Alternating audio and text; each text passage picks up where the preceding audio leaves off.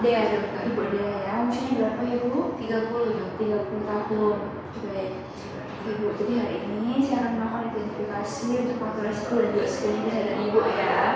Nah di sini saya masih kembali. Tadi kan Ibu sudah periksa berat Ibu itu 85 kilo ya Ibu dan tinggi badan 90 cm. Nah di sini saya hitung indeks kesehatan tubuhnya Ibu itu 33 Ibu, yang masuk tipe obesitas tipe 2. Nah terus sementara berat Ibu ini harus 3 cm dan juga tensi Ibu itu 120/80 ya Ibu, hasilnya normal. Untuk palpasi nadi, auskultasi jantung juga tesnya coba jantungnya Ibu juga normal, dan juga salivasi juga normal ya Ibu ya. Oke.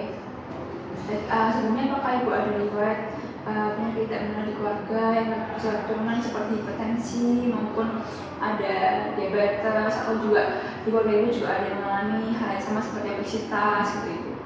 Nenek saya sih dok. Nenek saya gendut tapi saya nggak tahu dia obesitas atau enggak. Neneknya Ibu agak gendut ya, Iya. tapi nggak tahu. Kalau penyakit keturunan seperti hipertensi nggak ada ya Ibu ya? Berikutnya apakah Ibu sering untuk memeriksa kesehatan secara berkala Ibu? Nggak pernah dok. Nggak pernah ya. Sebenarnya apakah Ibu merokok? Nggak juga. Nggak merokok juga ya Ibu ya. Baik Ibu, biasanya sehari-hari makannya apa Ibu? Biasanya saya sering makan nasi padang, terus makanan cepat saji, kayak gitu. Gitu. Iya. Apakah Ibu sering melakukan olahraga? Nggak sempet dok saya. Nggak sempat ya Ibu ya. Dan Ibu sehari-hari kerjanya sebagai apa Ibu? Saya sebagai kerja kantoran aja sih dok. Kerja kantoran ya Ibu ya. Berapa jam Ibu kerjanya sehari? Kira-kira itu dari jam 7 pagi sampai jam 7 malam itu saya masih di kantor dok. Oh, cukup lama juga ya Ibu ya. Sering lembur juga ya Ibu. Lembur terus dok sampai hari. Apakah sering tertekan juga sehingga memicu stres nih Ibu? Iya dok, kerjaan saya yang bikin saya stres dok. Begitu ya Ibu ya. Oke baik Ibu. Jadi setelah tadi saya melakukan anamnesa tentang Ibu tentang beberapa hal. Nah di sini sepertinya dari Bapak penyakit Ibu ini adalah yang Ibu alami tadi, yaitu obesitas. Itu dikarenakan oleh kebiasaannya dari Ibu sendiri, yang mana Ibu ini juga pola makannya tidak seimbang. Jadi kebanyaknya makan lemak nih, makannya berlemak gitu ya Ibu ya.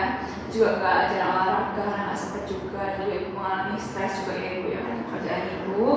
Lalu di sini saya juga lihat mungkin ada faktor keturunan, dan Ibu juga mengalami gendut atau obes ya, itu belum diagnosis secara pasti ya Ibu ya.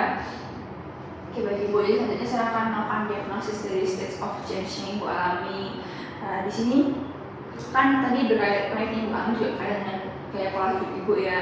Apakah Ibu berniat untuk merubah atau menghentikan kebiasaan itu dalam waktu 6 bulan ke depan Ibu?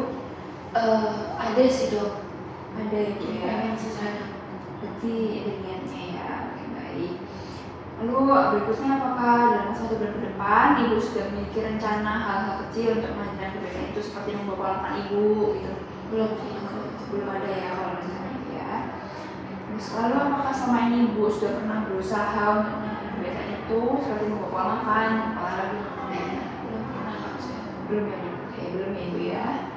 Oke Ibu, jadi di sini diagnosis of change Ibu itu Ibu dalam tahap contemplation ya Ibu ya, berdasarkan jawaban Ibu juga.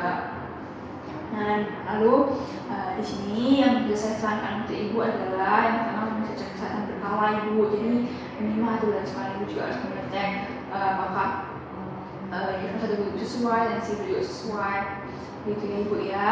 Dan juga Ibu juga harus lebih rajin lagi melakukan aktivitas fisik. Misalnya di kantor Ibu itu Ibu coba naik tangga berapa lantai aja, jadi nggak selalu duduk gitu ya Ibu ya. Nah siapkan bisa ringan terlebih dahulu seperti naik tangga itu, atau nggak jalan kaki biasa juga sudah ringan Ibu. Mengetik pun juga ringan. Berikutnya mungkin kalau Ibu ada waktu luang bisa melakukan apa yang sedang ini bisa lari, jogging kecil atau sepedaan. Nah kalau Ibu sempat kan juga Ibu bisa melakukan hal yang lebih berat sedikit seperti berenang Ibu. Lalu juga Ibu bisa membawa makan Ibu, mungkin dari makanan-makanan yang berlemak Ibu bisa mengganti makanan yang sehat.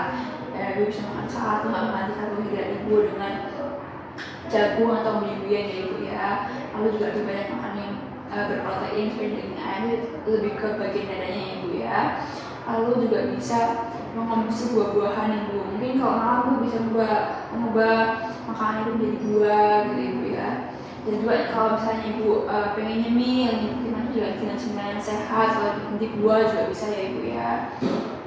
Di sini juga ibu kan jam kerjanya lembur ya ibu ya. Mungkin bisa request kantor atau gimana, dan minta bagi pekerjaan ibu sehingga waktu istirahat ibu itu cukup. Karena minimal itu tidurnya itu 6-8 jam per hari ibu, supaya tubuh ibu juga kerjanya lebih optimal. Nah berikutnya kan ibu juga sering mengalami stres juga ya ibu ya, karena pekerjaan. Mungkin di waktu weekend ibu juga bisa mencari hobi ibu. Hobi ibu apa? Ibu suka nonton, suka nonton suka ya ibu ya. Mungkin bisa nonton yang ibu suka itu di salah satu kerjaan atau pada saat weekend ibu, jadi ibu juga tidak terlalu stres sama mengalami stresnya ibu. Juga bisa berpikir dengan lebih positif, dan juga ibu bisa melakukan meditasi juga dengan dari YouTube gitu ibu ya. Juga mungkin ibu kalau mendengarkan musik apakah ibu suka? Nah itu juga bisa membantu ibu. Ibu juga bisa kayak misalnya pijet gitu ibu. Nanti mungkin saya akan anjurkan obat untuk menurunkan kadar kolesterol ibu ya. Dan nanti bisa diminum sesuai dengan anjuran yang telah diberikan ya ibu ya. Berikutnya apakah ibu ada pertanyaan? Enggak ada sih. Enggak ada ya ibu, sudah jelas ya ibu. Baik, jangan lupa dilakukan untuk saran-saran dari saya ya ibu. Terima kasih ibu. Terima kasih.